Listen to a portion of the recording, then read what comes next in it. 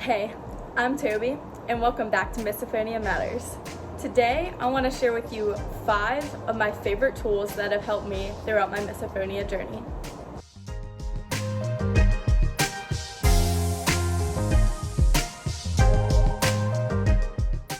As you know, misophonia is a lifelong struggle for those who have it.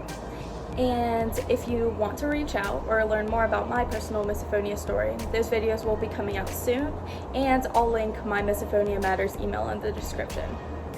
Alright, on to the video. So my first tool is get this dialectical behavioral therapy workbook. So basically, DBT provides almost all the skills you need to help you with your misophonia.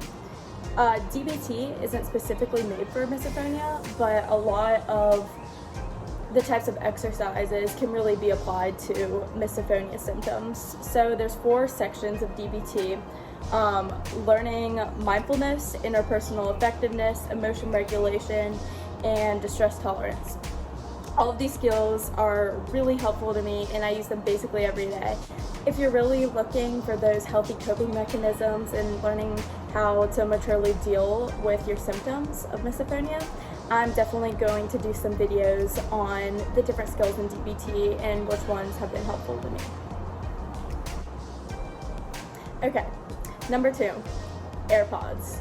So that sounds kind of silly, but basically any teen misophonia sufferer can tell you how much of a difference some good noise-canceling headphones can make. So AirPods can be pricey, but I totally think as a teenager they're so worth it.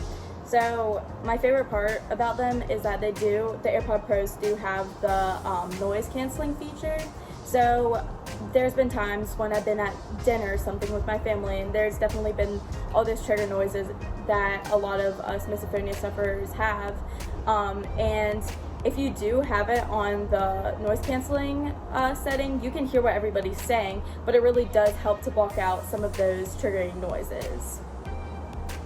So also, just with my research in the misophonia community, a lot of sufferers will use white noise and rain sounds with their AirPods or their other headphones. I don't personally do that because I find it a little distracting, but I am going to link a calming playlist below that's been helpful to other misophonia sufferers, just in case that is helpful to you. So yeah, depending on what your triggers are, AirPods can be really helpful in canceling noise with noise, if that makes sense. Okay, number 3. Therapy. So counseling isn't something that all families can afford, but I've been really blessed in my parents being able to invest in that for me. I found it to be very helpful just for everyday life as well as misophonia. Not all counselors are specifically trained for misophonia since it is such a small, newly discovered disorder, but they can use methods like DBT and other methods. But just in general, if you are struggling with your mental health, I would 100% recommend going to see a counselor. They can provide you with tips for just everyday life, and especially for misophonia, they can really provide you with the care you need. My next tip is sort of a broad one, and that is the tool of self-care and mindfulness. So it's been proven that just spending time by yourself and relaxing can really decrease all of those anxiety levels and stress that you get from misophonia in your everyday life. So for me, to decompress, I will do Epsom salt baths and bath bombs. I have a really big thing for smells, so I love lighting up candles and just doing anything that's really calming and relaxing. For you, it might be progressive muscle relaxation or just any method that you like to decompress.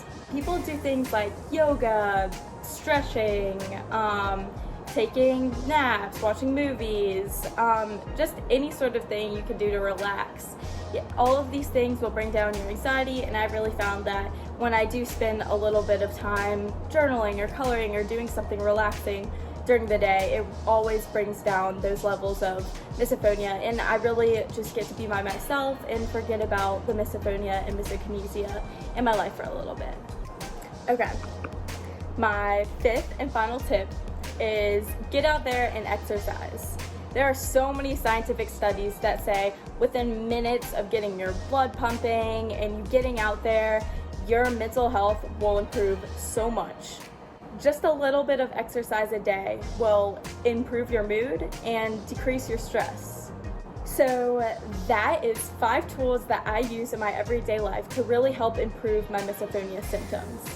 If you like this video, be sure to reach out and visit my website for Misophonia Matters. If you are interested in hearing more about my personal misophonia story, I will have those videos coming up in the next few weeks. And until then, just remember, misophonia matters and you are not crazy.